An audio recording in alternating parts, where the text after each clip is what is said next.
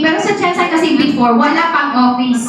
Okay? So just the same dito sa Cagayan de Oro, hindi nyo pwedeng idahilan na kesyo walang office, hindi nyo magawa yung business.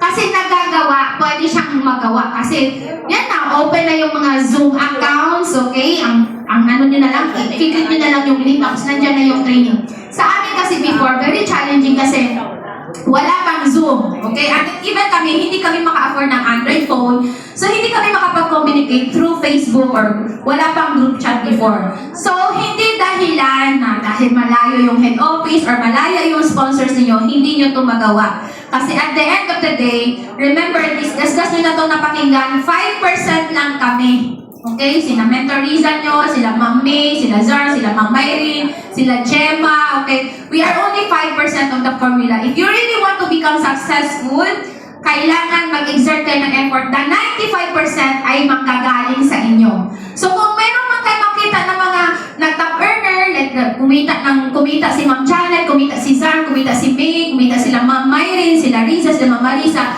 dahil nag-exert sila ng effort ng 95% nila. So itong 5%, okay, ito yung pagkakandak namin ng training sa inyo.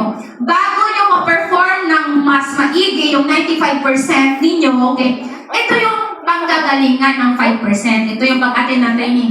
So una sa lahat, okay, bago nyo ma-enjoy, okay, bago nyo ma-experience yung kakapal yung bulsa ninyo, okay, bago kayo maging thankful na magka-result, kasi bago darating yung result, actually, yung pinaka